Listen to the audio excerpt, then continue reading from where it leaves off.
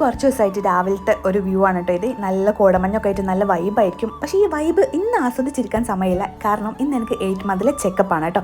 അപ്പോൾ ഞാൻ വേഗം ബ്രേക്ക്ഫാസ്റ്റൊക്കെ കഴിച്ച് പോകാൻ നിൽക്കുകയാണ്. ബ്രേക്ക്ഫാസ്റ്റിന് നോക്കിയപ്പോൾ പുട്ടാണ് കേട്ടോ. അപ്പോൾ ഒരു തള്ളിനുള്ള വകയൊക്കെ അവിടെ കാണുന്നുണ്ട്.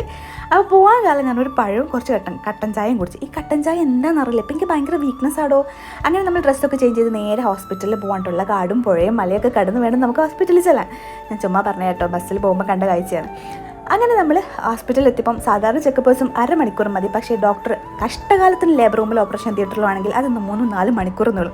അങ്ങനെ ഇന്ന് കുറേ സമയം ഇരുന്നിട്ടാണ് വീട്ടിലെത്തിയത്. പിന്നെ പുറത്തുനിന്നൊന്നും ഫുഡ് കഴിക്കണ്ട, നേരെ വീട്ടിൽ വന്ന് വീട്ടിൽ നിന്നാണ് കേട്ടോ ഫുഡ് കഴിച്ച്. ഒക്കെ കഴിച്ച് കഴിഞ്ഞതിന് ശേഷം ഒരു ലൈം ജ്യൂസ് അങ്ങ് കുടിച്ചപ്പോൾ എൻ്റെ റബ്ബേ എന്ത് സുഖമാണെന്നറിയോ. അല്ലെങ്കിൽ മനുഷ്യനെ റിഫ്രഷ് ആക്കാൻ ഈ ഒരു സാധനത്തിന് ഭയങ്കര കഴിവാണല്ലേ.